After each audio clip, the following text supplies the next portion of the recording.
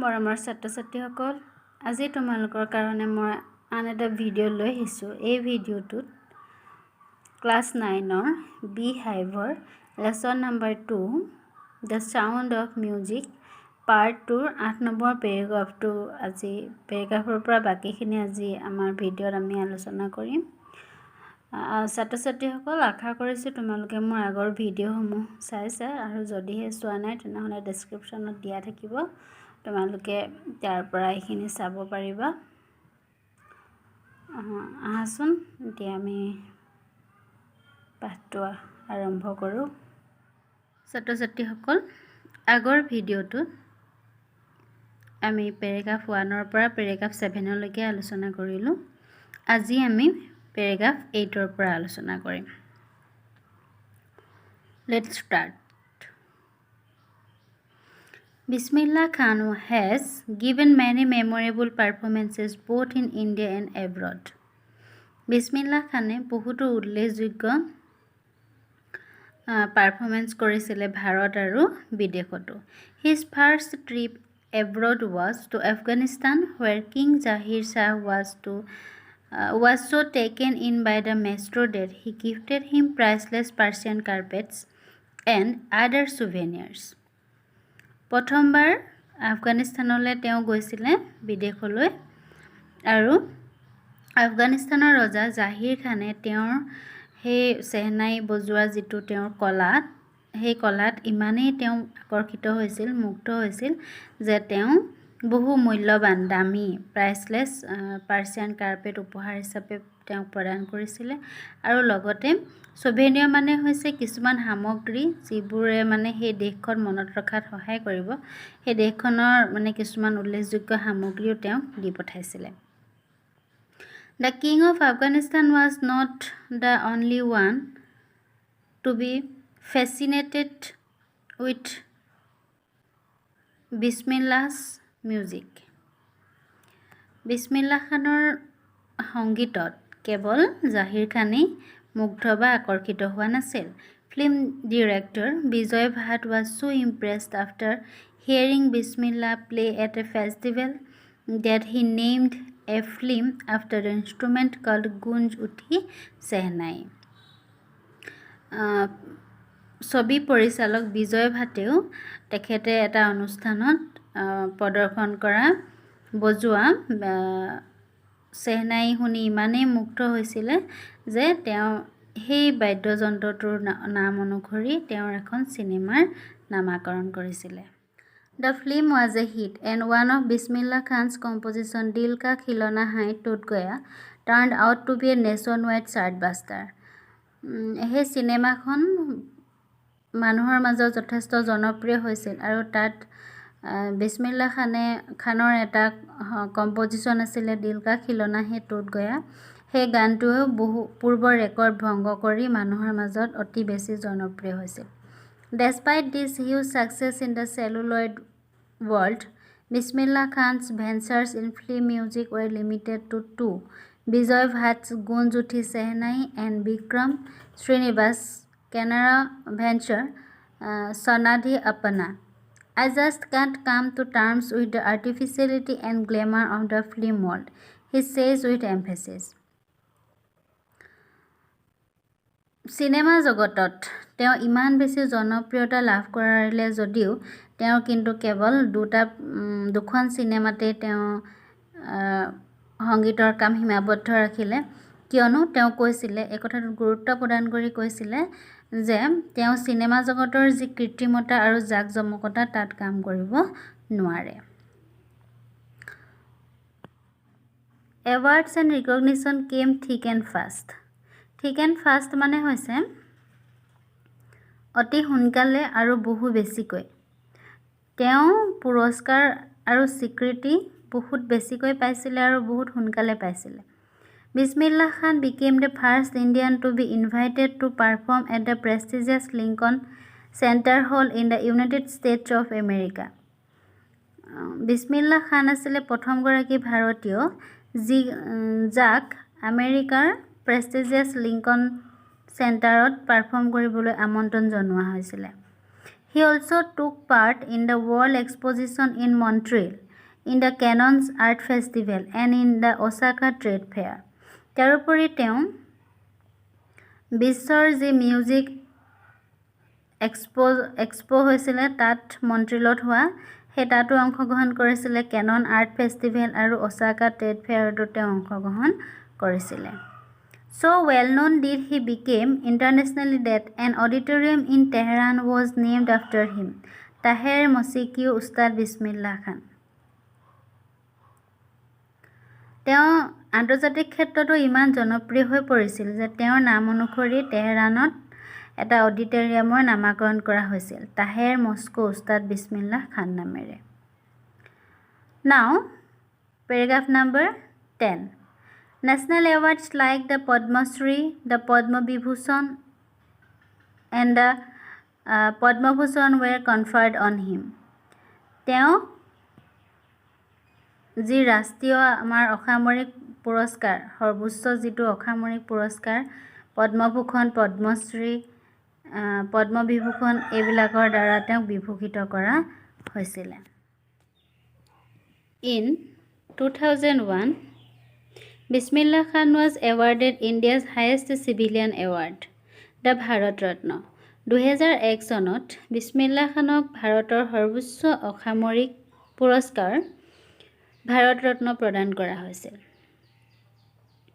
With a coveted award resting on his chest and his eyes glinting with rare happiness, he said, All I would like to say is teach your children music. This is Hindustan's richest tradition. Even the West is now coming to learn our music. ইয়াতে coveted মানে হৈছে পাবলৈ ইচ্ছা কৰি থকা With the coveted award resting on his chest সকলোৱে পাবলৈ ইচ্ছা কৰি থকা পুৰস্কাৰটো তেওঁ বুকুত হাবতি লৈছিল আৰু তেতিয়া তেওঁ চকুত দেখা গৈছিল এটা বৰ বিৰল সুখ আৰু তেওঁ কৈছিলে যে তোমালোকৰ ল'ৰা ছোৱালীবিলাকক সংগীত শিকোৱা এইটো হৈছে ভাৰতবৰ্ষৰ আটাইতকৈ ধনী পৰম্পৰা আনকি এতিয়া পশ্চিমৰ দেশবিলাকেও আমাৰ সংগীত শিকিবলৈ আগবাঢ়ি আহিছে Now come to the paragraph number 12 In spite of having traveled all over the world Khan Sahib as he is fondly called is exceedingly fond of Benares and Dumarao and they remain for him the most wonderful towns of the world. যদিওবা তেখেতে পৃথিৱীৰ সকলোবোৰ দেশ ভ্ৰমণ কৰিছে খান সাহেব মানে মৰমতে সকলোৱে তেওঁ খান সাহেব বুলি কৈছিলে তেওঁ কিন্তু আটাইতকৈ প্ৰিয় ঠাই আছিলে বেনাৰস আৰু ডুমেৰাও A student of his once wanted him to head a Sehnai school in the USA, and the student promised to recreate the atmosphere of Benares by replicating the temples there. এবাৰ তেওঁৰ এজন ছাত্ৰই আমেৰিকাত এখন সেনাই স্কুলৰ তেওঁক প্ৰধান হ'বলৈ বুলি মাতিছিলে আৰু তেওঁ এইটো প্ৰতিজ্ঞা কৰিছিলে যে তেওঁ বেনাৰসৰ যিটো এটমস্ফিয়াৰ বেনাৰসৰ পৰিৱেশটো তাত তেওঁ সৃষ্টি কৰি দিব But Khan Sahib asked him if he would be able to transport river Ganga as well. কিন্তু খান সাহেবে ছাত্ৰজনক সুধিছিলে তেওঁ জানো তালৈ গংগাখন বুৱাই নিব পাৰিব Later he is remembered to have said That is why whenever I am in a foreign country I keep yearning to see Hindustan আৰু সেই কাৰণে মই যেতিয়া বিদেশত থাকো তেতিয়া মোৰ হিন্দুস্তানখন চাবলৈ ভাৰতবৰ্ষখনলৈ মোৰ মনত পৰি থাকে While in Mumbai I think of only Benares and the Holy Ganga আৰু যেতিয়া মই মুম্বাইত থাকো তেতিয়া মই কেৱল বেনাৰস আৰু পবিত্ৰ গংগাৰ কথা ভাবি থাকো And while in Benares I miss the unique matha of Dumerao আৰু যেতিয়া মই বেনাৰছত থাকোঁ তেতিয়া মই ডমেৰাওত থকা সেই বিশেষ মঠটো লৈ মোৰ মনত পৰি থাকে।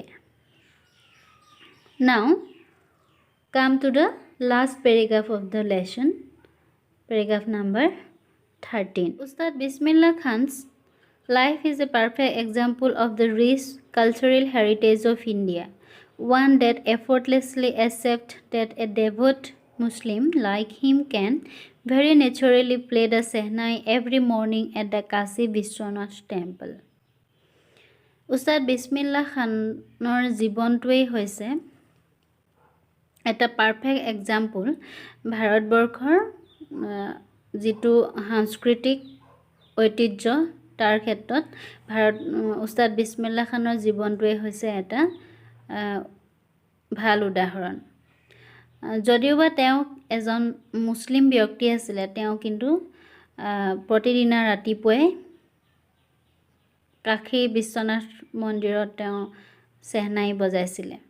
অৰ্থাৎ যদিওবা তেওঁ এজন মুছলমান ব্যক্তি হিচাপে সকলোবিলাক মুছলমানৰ নীতি নিয়ম তেওঁ পালন কৰিছিলে, তথাপিও কিন্তু তেওঁ কি কৰিছিলে, হিন্দুৰ মন্দিৰত কাশী বিশ্বনাথ টেম্পলত তেওঁ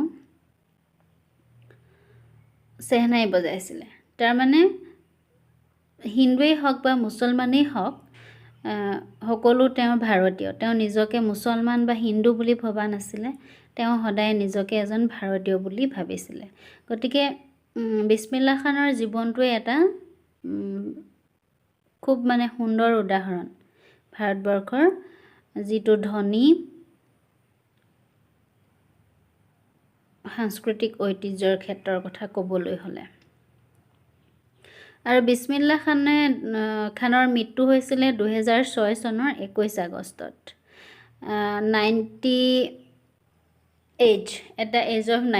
90 বছৰ বয়সত বহুদিনীয়া তেওঁৰ বেমাৰৰ অন্তত 2006 চনৰ 21 আগষ্টত তেওঁৰ মৃত্যু হৈছিলে।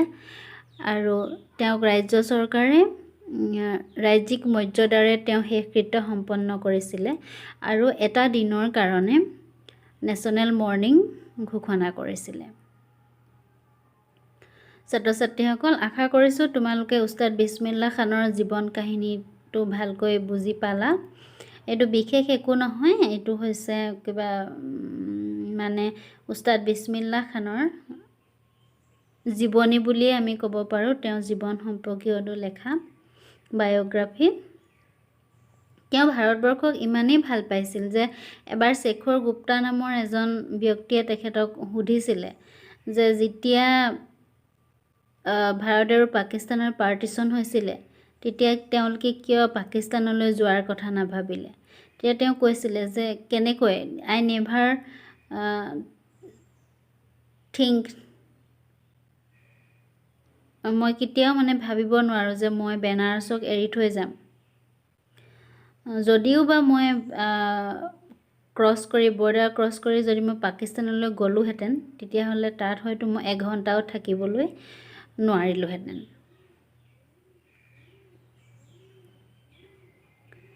গতিকে ইয়াতে তেওঁৰ যিটো দেশপ্ৰেম, সেই দেশপ্ৰেমৰ কথা আমি গম পাব পাৰোঁ। তেওঁ ভাৰতবৰ্ষক বহুত বেছি ভাল পাইছিলে, সেয়েহে তেওঁ বেনাৰস বা গংগাক এৰি তেওঁ বা তেওঁৰ পৰিয়ালে পাৰ্টিশ্যনৰ সময়ত পাকিস্তানলৈ যাব পৰা নাছিল। ছাত্ৰ ছাত্ৰীসকল, আজিলৈ ইমানতেই সামৰিছোঁ। তোমালোকে মোৰ চেনেলটো লাইক, কমেণ্ট আৰু শ্বেয়াৰ কৰিবলৈ নাপাহৰিবা। লগতে বেল আইকনটো টিপি থবা যাতে মই নতুন ভিডিঅ' দিলে তোমালোকে ন'টিফিকেশ্যন পাই যোৱা। আৰু লগতে ছাবস্ক্ৰাইব কৰিবলৈও নাপাহৰিবা। থেংক ইউ ফৰ ৱাচিং।